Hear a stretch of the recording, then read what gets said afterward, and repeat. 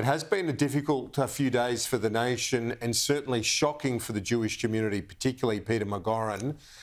This remains an issue at the centre of the political discussion as well, as Peter McGorran, James Patterson and others have said the government have not responded forcefully enough.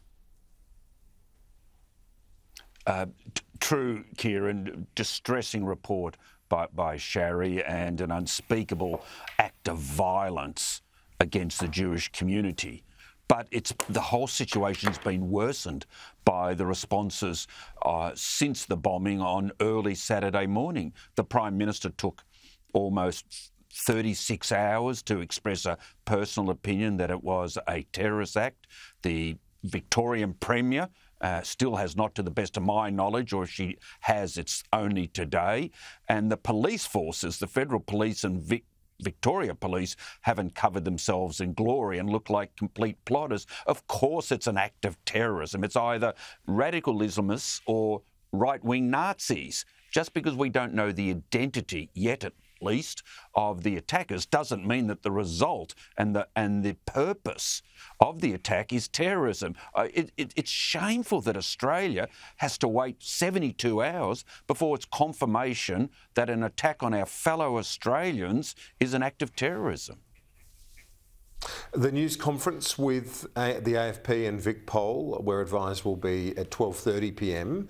Simon Banks and many hoping that will see the confirmation, the formal confirmation and declaration of this as a terrorist act. One way or the other, there will be more resources put into whether it's a joint counter-terrorism team or whatever else associated with the investigation.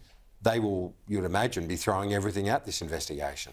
Absolutely. And I know that some people have been saying that the government should have declared this sooner. I think what the government actually needed to do was to try and understand what actually happened here. Who were the perpetrators? What was the cause of it? Because if you don't actually define what the cause of the problem is, the solutions you may propose, as well-intentioned as they could be, may not be the best and most appropriate responses that you can give. That's the important thing, and that's why we leave this declaration quite specifically to our national security agencies to make this call when they're in the best and earliest possible position to do it.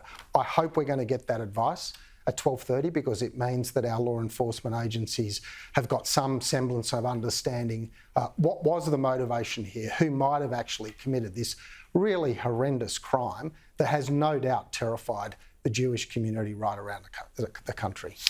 Yes, indeed. And Simon, when you look at the polling, and I don't like to go straight from such a serious issue to polling, but it's the perception of the leadership is really what I'm getting to here.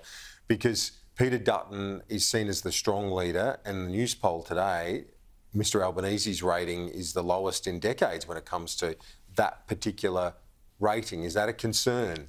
Or should it be a concern to Labor? Well, it's on a par with what John Howard had at some points during his career, Kieran. That's what the polling shows today. What it actually shows is that the government's popularity has actually risen slightly. That's what actually it shows. It shows that for the last 12 months, we've essentially been in this situation of around about 50-50 polling between the two major parties. That's what it actually shows. So look, we're going to have a big choice they're going to make in the first 6 months of next year about who's in the best place to govern the country in the next 3 years forward. We're going to hear from Peter Dutton during the course of this week about his plan to put up electricity prices for every single Australian to help drive manufacturing out of this country. I look forward to that discussion kicking off whenever Peter Dutton's ready. Peter McGorran, you were a member of a government that was behind on many occasions before elections. You remember that, I'm sure, very well, in the Howard government. But Mr Howard was able to have a good campaign and bring it back and win the vast majority of those.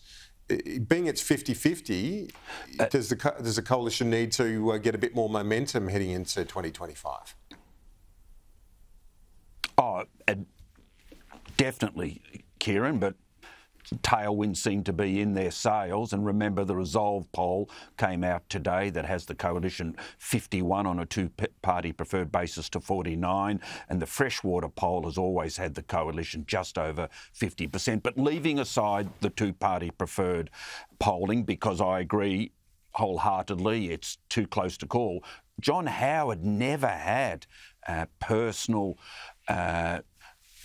ratings of this kind, that where Anthony Albanese is the weakest Prime Minister since that category of characteristic started being polled in the Kevin Rudd time. And that's the whole problem for him, that he's seen as weak, Dutton's seen as strong, Albanese's seen on weak on economic management, Dutton's seen as strong, and they're key issues. Now, the holy grail in politics is to frame your opponent, and in government we spent a lot of time and effort framing Kim Beazley, no ticker, Simon Crean, Union's lapdog, Mark Latham, inexperienced, although we ramped that up to erratic.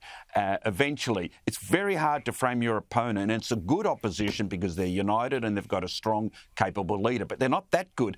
Albanese has framed himself as weak. That's the most disturbing and worrying thing for the Labor Party, that Albanese has put himself in exactly this position, not so much the coalition. They're taking advantage of it now, and weakness is in every second attack they launch. But Labor has to be very worried about the competence of the Prime Minister.